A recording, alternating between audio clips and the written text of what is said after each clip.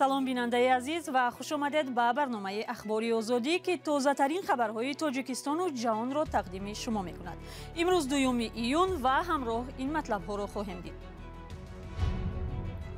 имсол зоирони тоҷик барои зиёрати ҳаҷ беш аз $5000 харҷ хоҳанд кард. маҳдудиятҳои дигар низ ҷорӣ шудаанд. синни ниҳоии ҳаҷравандаҳоро 65 сола муайян кардааст. ситоди махсус сабаби сарзадани сӯхтор ва зиёни тоҷирони бозори фаровони шаҳри Бухтаро ҳисоб мекунад. ва майли ҷавонони тоҷик ба тамошои телевизионҳои русӣ кам ва ба шабакаҳои форсизабону узбекӣ бештар шудааст. пурсишро аз 16 сар кардем. пеш аз 18 сола сар мекардем, ҳозир аз 16 сола сар кардем. пас аз 2 соли танаффус ба сокинони тоҷикистон иҷозат доданд ки барои адои ҳаҷи фарзӣ ба Арабистони Саудӣ бираванд, вале бо харҷи бештар. ба иттилои Кумитаи дин, арзиши имсолаи сафари ҳаҷ тақрибан 61000 сомонӣ, беш аз $5000 ҳисоб шудааст. соли 2019 харҷи сафари ҳаҷ беш аз 35000 сомонӣ буд.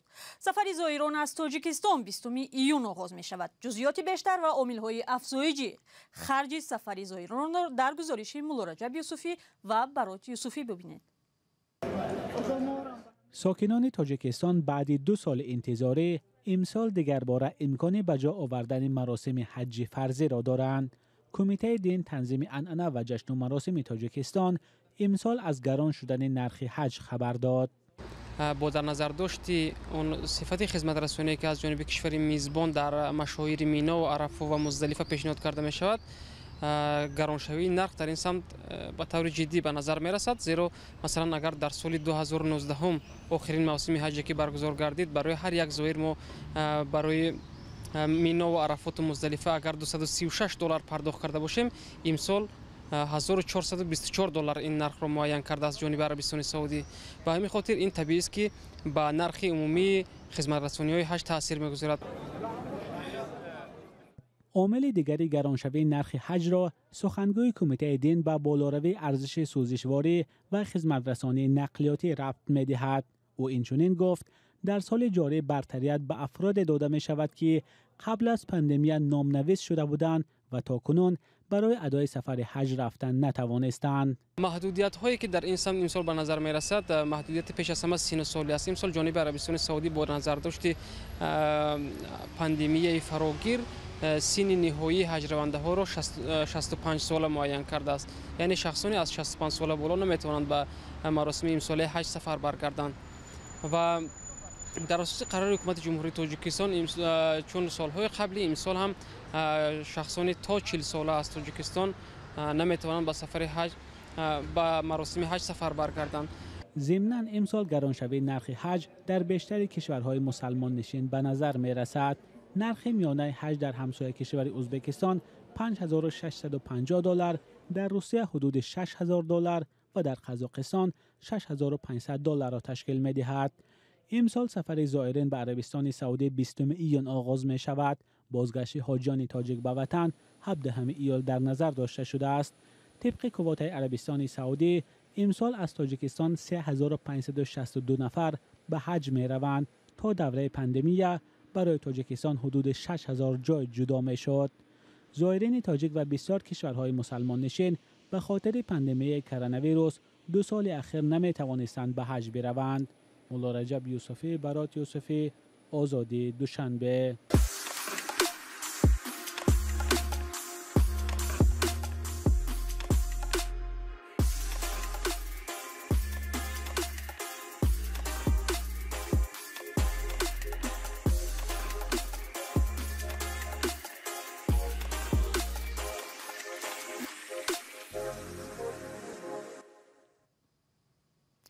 барномаро идома медиҳем. мақомоти хатлон ба номнавис кардани соҳибкороне шурӯъ намуданд ки дукону амволашон дар натиҷаи сӯхтори шаби 1 июн ба коми оташ рафт. бар асари сӯхтор дар бозори фаровони шаҳри Бухтар 12 нафар ҷароҳат бардоштанд. ҳанӯз маълум нест дар ин ҳодиса чанд соҳибкор зарар диданд, вале шоҳидон мегӯянд теъдоди дуконҳои сӯхта бисёр зиёд аст. мумкин аст тоҷирон ба кӯмакҳои ҳукумат эҳтиёт пайҷо кунанд. ҳамкорам Тоҳири Сафар дар ин бора ҷузъиёти бештар дорад. ده‌ها صاحبکار بازار آتش گرفته فراوان در باختر امروز در نزد ایدری بازار جمع آمدند تا خبری از مال و دکان‌های خود بگیرند. در درآمدگاه بازار هنوز هم ماشین آتش نشانی می ایستاد و مقامات به کسی اجازه نمیدادند بعد داخل بازار بروند. در ویدیوها شنیده می شود که تمام مال و پول بعضی از صاحبکاران سوخته و نابود شده است. شاهدان میگویند آتش دکان و رسته‌های زیادی را از بین برد. مقامات باختر گفتند برای رفع عاقبت‌های سوختار ستاد مخصوص بر رهبری معاون رئیس ولایت تأسیس دادند. حجم ضرر و سبب‌های سوختار تحقیق می‌شود که بنا به فرضیه مقدماتی آتش گرفتن بالون‌های گازی مایع بوده است. بازار فراوان بزرگترین بازار شهر باختر شب 1 ایون آتش گرفت که در نتیجه 12 نفر آسیب دیدند. کسی تلف نیافته است. بازار فراوان در مرکز باختر بار اول نیست آتش میگیرد. در گذشته هم این بازار به سبب رعایت نشدن معیارهای امنیتی یک دفعه سوخت و صدها صاحبکار و تاجر زیان دیده و مفلس شدند. حالا هم این نگرانی وجود دارد که صاحبکاران و تاجران با مشکلات و قرض‌هایی که برای تجارت از بانک‌ها گرفتند تنها میمانند. دیروز شماری قربانیان بینای فرورخته 10 طبقه در شهر آبادان ایران به 37 نفر رسید. تا هنوز معلوم نیست که در زیر خرابه ها کسی و یا جسد باقی مانده است یا نه. کیومرث عطا در این باره گزارش دارد. تعداد قربانیان فروریزی یک بنا در شهر آبادان ایران به 37 کس رسید. دست کم 5 نفر آنها دانشجو بودند. مقامات ایران گفتند که روز 1 ایون جسدی باز یک نفر را از زیر ویرانه‌ها بیرون آوردند. این بنا روز 23 می امسال چپه شد. تقریباً 40 کس دیگر مجروح شدند. معلوم نیست که آیا در زیر خرابه‌ها جسدهای دیگر نیز ماندند یا نه. فروپاشی بنای ناتمام در شهر آبادان یکی از تصادف‌ها یا حادثه‌های مرگبارترین در سالهای اخیر در ایران بوده است. مقامات ایران چپه شدن بنا را به وجود فساد مالی و سهلنگاری مقامات محلی ربط دادند. آنها میگویند که تا این دم 13 کس از جمله رئیس شهر آبادان و منصبداران دیگر را برای نقض قانون ساختمان بازداشت کردند. در همین حال مردم نیز به اعتراض خود علیه سهلنگاری و فساد گسترده میان منصبداران ایران ادامه می‌دهند. در تاجیکستان هواداران تلویزیون‌های روسی و افغانستان کمتر شدند. این نتیجه یک پرسش است که در میان 2,500 ساکن منطقه‌های گوناگون کشور گذرانیده شد. اما با این وجود به گفته محققان کم شدن توجه تاثیر تلویزیون‌های روسیه به تاجیکان کم نیست. ساکنان در تاجیکستان حالا بیشتر به کدام شبکه‌ها رو آوردند و چرا؟ در گزارش از همکاری ما برات یوسفی می‌بینیم. یک تحقیقات روشن کرده است که در 2 سال اخیر شماره بینندگان تلویزیون‌های روسیه در تاجیکستان به طور قابل ملاحظه کم شده است.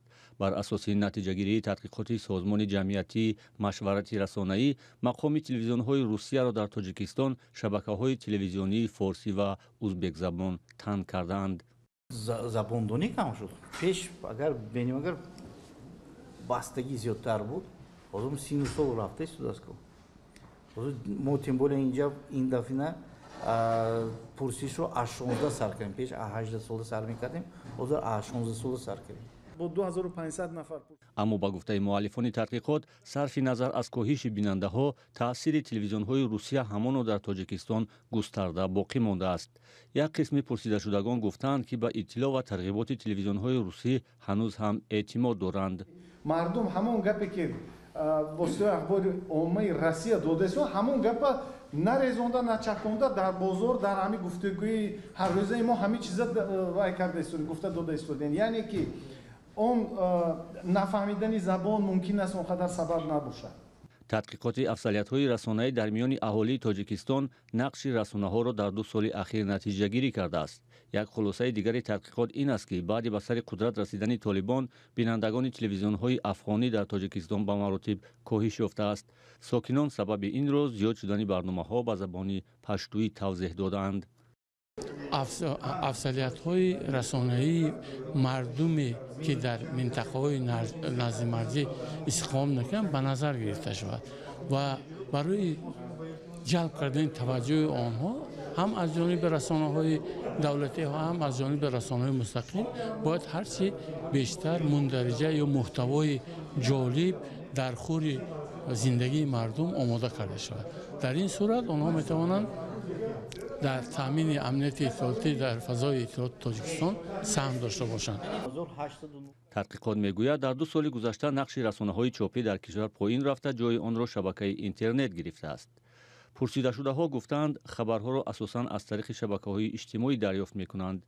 همچنین سامانه‌های رادیوی آزادی و آزیا پلوس از منابع دیگری اساسی اطلاع رسانی برای ساکنان تاجیکستان بوده است.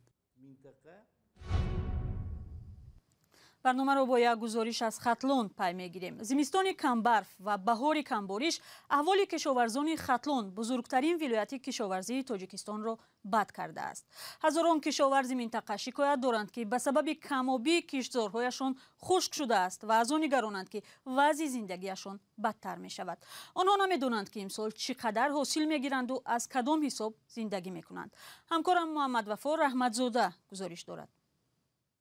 علی حبیبوف امیدوار بود که امسال از این گندمدارش ذخیره 1 ساله گندمش را جمع آوری میکند، اما امیدش برباد رفت. سببش هم برف کم در زمستان و بهار کمبارش امساله بود. گندم، نخود، زغیر کردیم امسال خشکی اومد و باد و بارش نشد و همین گندم هم نشد و زغیر هم نمیشد، نخود هم نشده. روی همین زمین که ما میکاریم لرمه هم که باشه باد و بارش میشید خیلی کمتون میشه. این سال نشده. خیلی حالا این ساکن دهه کلتشوری ناحیه کوشانیان نمیداند از 3 هکتار زمینش چی حاصل میگیرد.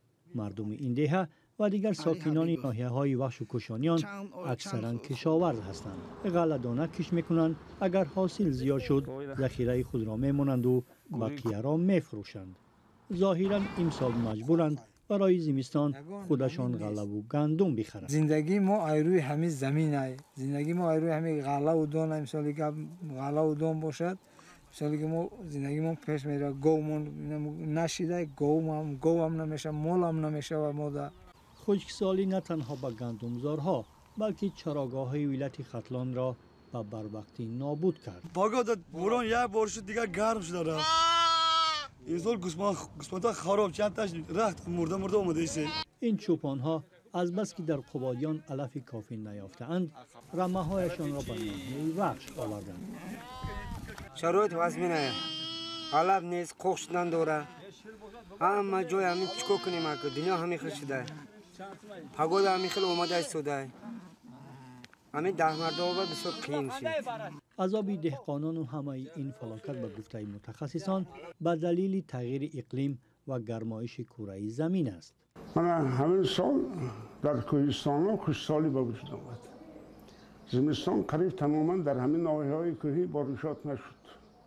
وقتی که بارشات نشد آب هم نبود. تاجیکستان که در آسیای مرکزی یکی از گوشه‌های خشک و گرم کره زمین جایگیر است و گفته کارشناسان در برابر تغییر اقلیم فوق‌العاده آسیب پذیر می باشد. بیشتر از 70% اهالی کشور در دهات به کشاورزی مشغولند و هر گونه خشکسالی آنها را فقیرتر می کند و در ورطه گرسنگی قرار می دهد. و روز 31 مای ملاقات رهبری آژانسی اطلاعات و ارتباطات ازبکستان اسدجان خوجاєв با پرزیدنت رادیوی آزادی رادیوی اروپای آزاد جیمی فلای و نماینده این رادیو پهلوان تورگونوف برگزار گردید. جانب‌ها مسائل موجود و راه‌های حل آنها از جمله با قانونگذاری ازبکستان و معیارهای اخلاقی روزنامه‌نگاری مطابق کردن مطلب‌های را بررسی نمودند که در بخش ازبکی رادیوی آزادی نشر می‌شوند. بیننده عزیز 15 دقیقه که در اختیار داشتیم به آخر می رسد. تشکر که ما را همراهی کردید. خبر و گزارش های بیشتر از این را در وبسایت و صفحه های رادیوی آزادی در شبکه های اجتماعی فیسبوک و اینستاگرام و توییتر پیدا کنید. تا برنامه های دیگر روز و روزگارتان خوش و خدا نگهدار.